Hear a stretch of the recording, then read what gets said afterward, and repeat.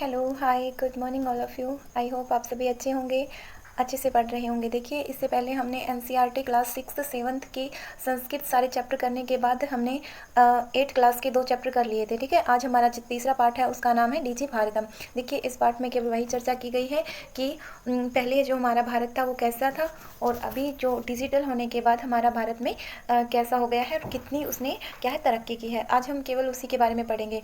Digital India जब से मतलब क्या है कि जो टेक्निकल जो वैज्ञानिक जो तकनीकी विकसित हुई है उसके कारण हमारी शिक्षा के साथ साथ हमें भी बहुत अधिक फ़ायदा हुआ है। केवल उसी के बारे में हम पढ़ते हैं। ठीक है, डिजिटल भारतम मतलब डिजिटल इंडिया। ठीक है, देखिए, अद्य है संपूर्ण विश्वे डिजिटल इंडिया इतस्य चर्चा श्रूयते। ठीक है, अद्य मतलब आज, संपूर्ण विश्व में, संपूर्ण संसार में। ठीक है, ये संपूर्ण विश्व ये हमारी क्या है सप्तमी विभक्ति एक वचन है। तो हमारी सप्तमी विभक्ति एक वचन है। जैसे हम राम का रूप याद करेंगे, रामे में क्या हिंदी बनती है, राम में या राम पर। ठीक है, ये बनेगी। तो इसमें भी संपूर्ण विश्व यानी कि संपूर्ण विश्व में डिजिटल इंडिया इतस्य मतलब इसकी, ये हमारा षष्ठी विभक्ति एक वचन है। ठीक है, जैसे रामस्य ऐसे ही इतस्य, इसकी चर्चा मतलब जो विषय है, श्रूयते सुनाई दे रहा है या फिर सुना जा रहा है। श्रूयते, आप इसमें क्या है कि आप ये भी कर सकते हो, जो हमारा संस्कृत में लट लकार होता है वो अपने साथ रहा है और एक मिनट, रहा है और ता है। ठीक है, मतलब ये दोनों आप लट लकार में ले सकते हो। जैसे आप इंग्लिश में पढ़ते हो प्रेजेंट इंडेफिनिट, जिसमें आप क्या करते हो, ता है, ती है, ते है, फिर आप सेंटेंस बनाते हो। और कंटिन्यूस के लिए आप क्या करते हो, रहा है, रही है, रहे हैं, इज एम आर करके आप क्या करते हो, सेंटेंस बनाते हो। लेकिन संस्कृत में क्या है कि आप रहा है और ता है, ती है, ते है, ये भाव एक में ही ले सकते हो लट लकार में। ठीक है, तो आप ये भी बोल सकते हो कि सुना जा रहा है या सुनाई देता है। ठीक है, समझ में आ गया होगा। देखिए फिर से, आज संपूर्ण विश्व में। ठीक है, विश्व में ही क्यों कहा हमने, विश्व का क्यों नहीं कहा, क्योंकि ये हमारी सप्तमी विभक्ति एक वचन है। जैसे रामे, तो राम में हम एस की हिंदी बनाएंगे, ये हमारा सप्तमी विभक्ति एक वचन है। ठीक है, तो आज संपूर्ण भारत विश्व में डिजिटल इंडिया इतस्य इसकी चर्चा सुनाई दे रही है या सुनाई दी जा रही है। ठीक है, अस्य पदस्य क भाव है इति मनसी जिज्ञासा उत्पद्यते। मतलब अस्य पदस्य, इस पदस्य, ये षष्ठी विभक्ति आपका एक वचन है। अस्य मतलब इस पदस्य, इस पद की, क क्या भाव मतलब क्या भाव है, मतलब क्या इसका मतलब है, क्या इसका अर्थ है, इति ऐसा, मनसी मन में, ये मनसी हमारा मनसी मन में, क्या जिज्ञासा उत्पन्न होती है। मतलब यह जो डिजिटल इंडिया है जो हमें सुनाई दे रहा है या हमें हर टाइम हमें सुनाई देता है कि डिजिटल इंडिया, अब हमारा जो भारत है वो डिजिटल होता जा रहा है। तो इस जो पद का वो क्या भाव है, क्या अर्थ है, ऐसी मन में जिज्ञासा उत्पन्न होती है। ठीक है, काल परिवर्तनेन सह मानवस्य आवश्यकता अपि परिवर्तते। ठीक है, काल परिवर्तन के साथ साथ, ठीक है, काल परिवर्तनेन, ये हमारा तृतीय विभक्ति एक वचन है। ठीक है, जैसे जैसे हमारा समय परिवर्तित होता जा रहा है, वैसे वैसे समय परिवर्तन होने के सह मतलब साथ साथ मानवस्य मानव की आवश्यकता भी परिवर्तते, मानव की आवश्यकता भी परिवर्तित होती जा रही है कि बदलती जा रही है। जैसे जैसे हमारा समय परिवर्तित होता जा रहा है वैसे वैसे हमारी जो है क्या है, मानवस्य मतलब मानव की आवश्यकता भी परिवर्तते मतलब बदलती जा रही है। देखो, जैसे पिछला जो टाइम था वो आज मतलब उससे हमने ज़्यादा कहीं उन्नति कर ली है अभी, लेकिन जो आज है उससे ज़्यादा हम 10 साल बाद कर लेंगे। ठीक है, जो पहले था वो आज नहीं है, जो आज है वो कल नहीं होगा। ठीक है, मतलब हम क्या है, अब धीरे धीरे डेवलप हो रहे हैं। तो देखिए एक बात, यहाँ पे जो हमारी सह आपको दिया गया है, ये आप याद रखेंगे कि जहाँ पर आपकी सह हो जाएगी वहाँ सह के अर्थ में सहयुक्ते तृतीया, सहयुक्ते मतलब सह के योग में तृतीया विभक्ति होती है। अब देखिए, सह के योग में यहाँ पर हमारा सह है, इसके योग में हम, अब यहाँ पे मैंने हिंदी बनाई है क्या, काल परिवर्तनेन, समय परिवर्तन के साथ। अब के साथ है, मैंने के साथ लगाया, क्या बताया आपको, के साथ। ठीक है, अब मैंने आपको एक वीडियो में ये भी बताया था कि जहाँ पर का, के और की होगा वहाँ पर क्या है, षष्ठी विभक्ति लगेगी, तो आप बोलोगे कि समय के, तो यहाँ पर तो षष्ठी विभक्ति होनी चाहिए, है ना, नियम भी यही कहता है कि षष्ठी विभक्ति होनी चाहिए। तो काल परिवर्तनस्य आएगा, समय परिवर्तन के साथ। लेकिन ये जो सह हमारा आया है, ये कहता है कि जहाँ मैं होऊंगा वहाँ पर मैं तीसरी विभक्ति यूज़ करूँगा, ठीक है। तो इसलिए हमारी षष्ठी विभक्ति ना आकर यहाँ पर हमारा क्या आया है, तृतीय विभक्ति आया है, ठीक है। और ये फिर हमने इसका अर्थ लगाया है कि समय परिवर्तन के साथ साथ, ठीक है। अगर यहाँ पर सह नहीं होता तो क्या होता, यहाँ पर काल परिवर्तनस्य आता, ठीक है। आई होप आप समझ गए होंगे, ठीक है। जहाँ पर भी सह आ जाएगा, साकम आ जाएगा, सार्धम आ जाएगा, वहाँ पर हमारी तृतीय विभक्ति हो जाएगी, ठीक है। नेक्स्ट देखिए, प्राचीन काले ज्ञानस्य आदान प्रदानम मौखिकम आसीत। आसीत मतलब था, ये हमारा कौन सा है, लंग लकार सॉरी, प्रथमा विभक्ति एक वचन। प्राचीन काले प्राचीन समय में, ठीक है, ये हमारी फिर से सप्तमी विभक्ति एक वचन है। तो प्राचीन समय में ज्ञानस्य ज्ञान का, ठीक है, आदान प्रदानम जो आदान प्रदान होता था, मतलब जो हमारी पढ़ाई होती थी, मौखिकम आसीत वो मौखिक रूप से होती थी, ठीक है। जब आज तो हम क्या है कि हम इंटरनेट के माध्यम से क्या है, यूट्यूब से पढ़ सकते हैं, ठीक है। हम पेंसिल लेके और पेन लेके लिख भी सकते हैं, पढ़ भी, लेकिन ऐसा पिछले समय में ऐसा नहीं था। हमें जो हमारे जो गुरुजन होते थे वो हमें ज्ञान देते थे, जो भी हमें शिक्षा प्रदान करते थे, वो केवल मौखिक करवाते थे, ठीक है। ओरली जो होता था वही करवाते थे। और पहले बच्चे भी इतने स्मार्ट और होशियार होते थे कि वो उन्हें मौखिक रूप से ही याद होता था, लेकिन आज के टाइम में ऐसा नहीं है, ठीक है। तो प्राचीन काल से क्या बताया इन्होंने, प्राचीन काल में ज्ञानस्य, ये देखिए आपकी षष्ठी विभक्ति एक वचन, तो ज्ञान का हमने यहाँ पर हिंदी क्या ली, ज्ञान का, तो हम ज्ञान से भी ले सकते थे, ठीक है। ज्ञान ने होता तो हम से लेते, लेकिन ज्ञानस्य है तो ज्ञान का हम हिंदी बनाएंगे ज्ञान का, ठीक है। प्राचीन काल में ज्ञानस्य ज्ञान का जो आदान प्रदान होता था, इनकी जो लेना देना होता था, वो मौखिक आसीत, मौखिक था, ठीक है।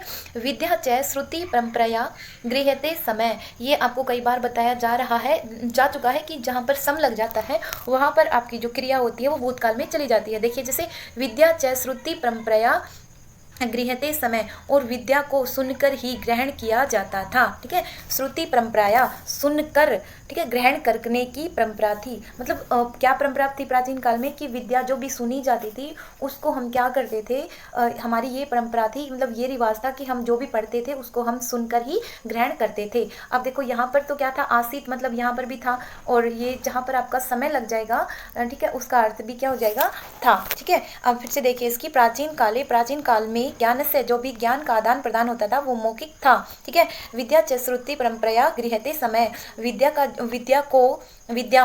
को श्रुति सुनकर ग्रहण करने की परंपरा थी। अनंतरम तालपत्रोपरि भोजपत्रोपरि च लेखन कार्यम आरब्धम, ठीक है।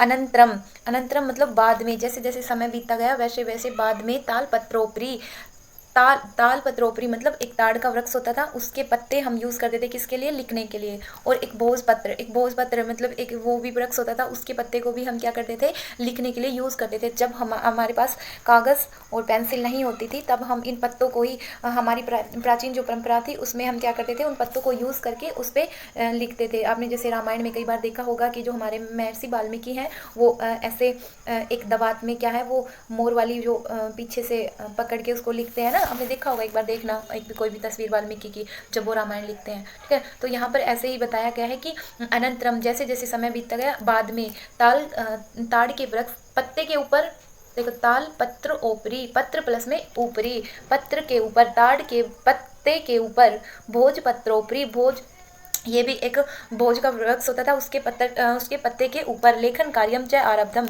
लेखन कार्य आरंभ हुआ, ठीक है। क्या है, एक मिनट, एक सेकेंड, परिवर्तिनी है, ठीक है।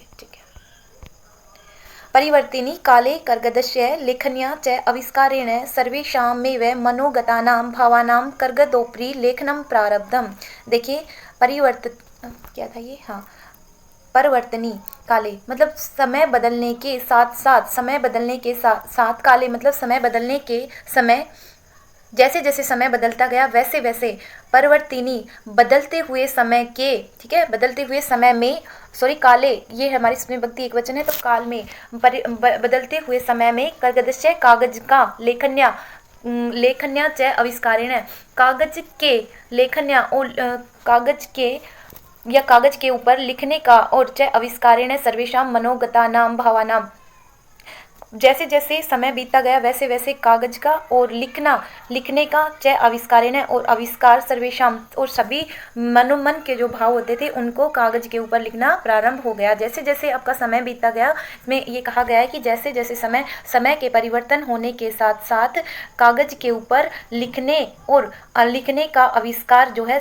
लिखने का आविष्कार और सभी के मन में जो विचार थे उन भावों को, भावना मतलब उन भावों को क्या हुआ, करगत ओपरी, कागज के ऊपर लिखने का कार्य प्रारंभ हो गया। मतलब जैसे जैसे समय बीतता गया वैसे वैसे हमारा जो कागज के ऊपर लिखने का आविष्कार जो है वो उसका डेवलपमेंट होता गया। ठीक है, जो भी कागज पर जो भी लिखना हमको होता था वही हमारा उसका आविष्कार होता गया। और हमारे जो सभी सर्वेशा मतलब सभी के ही जो मनोगता नाम, जो भी मन के विचार होते थे पहले हम बोल के बताते थे, लेकिन जैसे ही हमारा कागज का आविष्कार हुआ, हम जो अपने मन में विचार होते थे अब उनको क्या करते थे, उन भावों को कागज के ऊपर लिखना हमने प्रारंभ कर दिया।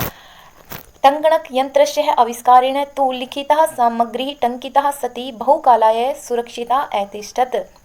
मतलब क्या है कि आविष्कारेण, जैसे जैसे टंकणक यंत्र से, जैसे जैसे टंकणक यंत्र होता है आपका कंप्यूटर, हम कंप्यूटर को बोलते हैं, आविष्कारेण जैसे जैसे कंप्यूटर का आविष्कार, टंकणक से आपका टाइपराइटर होगा, कंप्यूटर नहीं होगा। ठीक है, सॉरी। तो टंकणक यंत्र से जैसे जैसे आपका टाइपराइटर का आविष्कार से तू मतलब ही लिखिता जो लिखी गई सामग्री थी, टंकिता सती वो क्या थी, वो आपकी अंकित होती गई, बहुकालाय सुरक्षिता अतिष्ठत। मतलब जैसे जैसे आपका टाइपराइटर मतलब जो हमारी लिखने की सामग्री थी, देखो हम जो भी लिखते थे वो क्या होता था कि जैसे जैसे समय बीतता जाता था वो लिखी हुई सामग्री, आप खुद सोचो, आप जैसे आज अभी लिखते हो, लेकिन जैसे ही आप उस कॉपी को उठाकर 10 साल के बाद देखोगे, आपका वो जो आपने लिखा था वो कहीं ना कहीं आपका फिनिश हो चुका होगा, वो कहीं ना कहीं आपका जो स्याही हमारी होती है वो इंक वो क्या है वो उड़ चुकी होती है, वो अक्सर फीके हो चुके होते हैं। ठीक है, लेकिन जैसे ही हमारा टंगणक यंत्र मतलब जैसे ही हमारा टाइपराइटर का आविष्कार हुआ, उसके आविष्कार ने तो क्या था कि जो लिखी हुई सामग्री थी उसको क्या कर दिया, एक मतलब स्थिर रूप से बहुत समय के लिए सुरक्षित अतिष्ठित कर दिया। मतलब जैसे हमारी जो किताबें हैं, बुक्स हैं, वो देखो हम चाहे कितनी भी पुरानी ले लें, वो उनको वो हमें एज इट इज़ मिलती हैं। क्यों? क्योंकि वो टाइप हो चुकी होती हैं। ठीक है, तो टंकणक मतलब टाइपराइटर के आविष्कार ने तो जो लिखी हुई सामग्री थी उसको बहुत समय के लिए सुरक्षित रखा जाने लगा। नेक्स्ट हमारा है वैज्ञानिक प्रविधि प्रगति यात्रा पुनरअपि अग्रे गता। वैज्ञानिक प्रविधि मतलब जो आपकी क्या था, वैज्ञानिक की इस विधि के कारण जो हमारी प्रगति की यात्रा थी वो पुनरअपि फिर से अग्रे गता और भी आगे जाने लगी। मतलब जैसे पहले हमने तो क्या किया था कि पहले हमने केवल किसका आविष्कार किया था, केवल हमने डिजिटल मतलब हमने पहले क्या शुरू किया था कि पहले तो क्या होता था कि मौखिक रूप से सुनते थे, फिर बाद में हमारा क्या हुआ कि हमारा जो यहाँ पर क्या दिया गया था कि सुनने की परंपरा थी, फिर हमने ताड़ के पत्तों पर लिखना आरंभ किया, और फिर हमने क्या किया, जब हमारे उसका आविष्कार हुआ, फिर हमारे कागज के आविष्कार के बाद हमने अपने मन के भाव को लिखना शुरू किया, फिर हमारा टंगणक मतलब जो टाइपराइटर था उसका आविष्कार किया। अब हमारी जो लिखी हुई सामग्री थी बहुत समय तक रहने लगी। ठीक है, तो इस प्रगति की यात्रा, ये जो प्रगति की यात्रा थी ये और भी आगे गई। ठीक है, विज्ञान की जो वैज्ञानिक प्रविधि थी उस विधि के कारण जो हमारी प्रगति की यात्रा थी वो पुनरअपि फिर से और आगे गई। अद्य सर्वाणि कार्याणि संगणक नामकेन यंत्रेण साधितानि भवन्ति। संगणक यंत्र ये होता है कंप्यूटर। ठीक है, आपका जो ये था टंगणक यंत्र से ये आपका टाइपराइटर था, और ये संगणक यंत्र होता है आपका कंप्यूटर। ठीक है, अद्य सर्वाणी आज जो सभी कार्य हैं, सर्वाणी मतलब सभी, कार्याणि कार्य, संगणक संगणक नाम के न संगणक नाम के मतलब कंप्यूटर नाम के यंत्र के द्वारा साधितानि भवंती साधित होते हैं। मतलब साधित क्या है, संपन्न होते हैं। भवंती देखो भू धातु है आपका, लट लकार है, प्रथम पुरुष बहुवचन है, ये भवती भवत भवंती ऐसे रूप चलते हैं, भवसी भवत भवतः भवामी भवावह भवामह से रूप चलेंगे। और यंत्रेण ये हमारा तृतीय विभक्ति एक वचन है, तो कर्ता आपने पढ़ाई होगा विभक्ति चिन्ह का, कर्ता ने कर्म को करण से या के द्वारा, तो यंत्रेण ये हमारी तृतीय विभक्ति है, तो हम क्या इसकी हिंदी बनाएंगे यंत्र के द्वारा। ठीक है, समझ में आ गई होगी शायद। आज जो सब सर्वाणी मतलब सभी, कार्याणि कार्य कंप्यूटर यंत्र के द्वारा किए जाते हैं, साधित संपूर्ण किए जाते हैं। ठीक है, समाचार पत्रापि पुस्तकानि च कंप्यूटर माध्यमेन हैं पठ्यन्ते समाचार पत्राणी जो हमारे समाचार पत्र हैं और पुस्तक च मतलब और कंप्यूटर के माध्यम से ही पढ़ी जाती है। हमारे जो समाचार आज जो है जो हम समाचार पत्र हैं पुस्तक हैं वो भी हम आजकल कंप्यूटर के माध्यम से ही पढ़ते हैं। पढ़ते च पठ्यन्ते लिखयन्ते च मतलब पढ़ी भी जाती हैं और लिखी भी जाती हैं। देखो समाचार पत्र को हम क्या करते हैं कंप्यूटर के माध्यम से, जो हमारी पुस्तक हैं उनको हम कंप्यूटर के माध्यम से क्या करते हैं लिख भी सकते हैं और उन्हें हम लिखे हुए को पढ़ भी सकते हैं। ठीक है, तो ये हमारी इसकी हिंदी हो गई। करगत उद्योगे वृक्षाणाम उपयोगेन वृक्षः कर्तयन्ते स्म है मतलब कागज के उद्योग में वृक्षाणाम वृक्षों के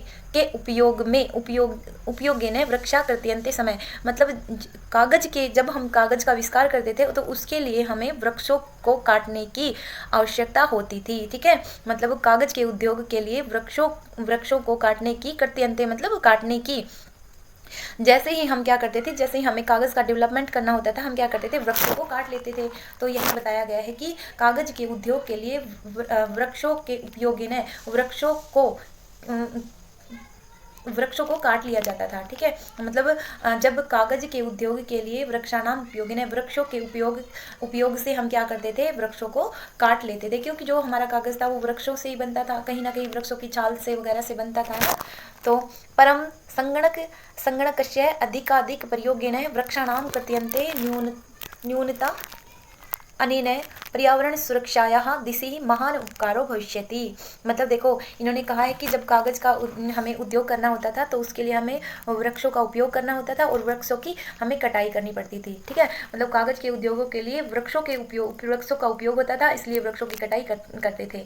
परंतु संगणकस्य मतलब कंप्यूटर के बहुत अधिक प्रयोग होने से वृक्षों की कटाई में न्यूनता कमी आई है। ठीक है, जैसे जैसे क्या हुआ है, पहले हम क्या करते थे कि वृक्षों को काट लेते थे किसके लिए कागज के लिए, लेकिन जैसे जैसे कंप्यूटर का अधिक प्रयोग हुआ है वैसे जैसे वृक्षों की कटाई में क्या आई है न्यूनता आई है मतलब कमी आई है। अनेन पर्यावरण सुरक्षाया दिशि महान उपकारो भविष्यति। यह जो कार्य है क्या कंप्यूटर का अधिक प्रयोग यह पर्यावरण सुरक्षाया यह पर्यावरण की सुरक्षा में की दिशा में महान उपकार होगा। मतलब यह जो प्रक्रिया है किसकी कंप्यूटर के अधिक प्रयोग की, इसके कारण अनेन मतलब इसके कारण पर्यावरण की जो सुरक्षा है इस दिशा में महान उपकार होगा। भविष्यति आपका भू धातु लिट लकार प्रथम विभक्ति एक वचन। ठीक है, और प्रथम पुरुष एक वचन भविष्यति भविष्यतः भविष्यन्ति। और ये पर्यावरण सुरक्षाया ये आपका तृतीय विभक्ति एक वचन है। ठीक है, जैसे रमाया नहीं सॉरी आपकी पंचमी विभक्ति एक वचन है, जैसे रमा हाँ जी रमाम और रम्या और रम्ये और रमायई और रम्या। हाँ जी हाँ विसर्ग आएंगे, तो ये आपकी षष्ठी विभक्ति या पंचमी विभक्ति एक जैसी होती है तो के द्वारा। ठीक है, नेक्स्ट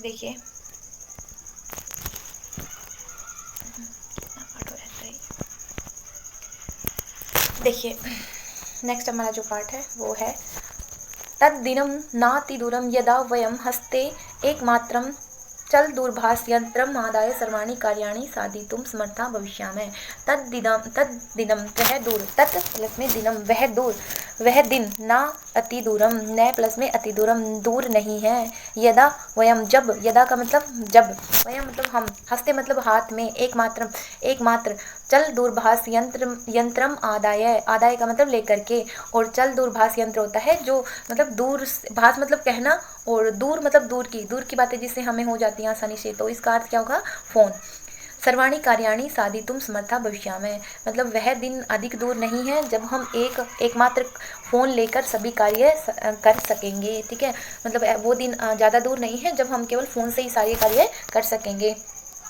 वस्त्र पुटके रूप्यकाणाम आवश्यकता न भविष्यति। वस्त्र पुटके होता है जेब में, रूप्यकाणाम रुपयों की, ये आपका षष्ठी विभक्ति और बहुवचन है। आवश्यकता मतलब जरूरत, न भविष्यति नहीं होगी, ये आपका भविष्यति भू धातु है, आपका लिट लकार है। तो वस्त्र पुटके मतलब जेब में रुपयों की आवश्यकता नहीं होगी। देखो जेब में रुपयों की आवश्यकता का मतलब है कि आपके फ़ोन में रुपये होंगे तो आप फ़ोन से ही सारे पे कर दोगे, है ना।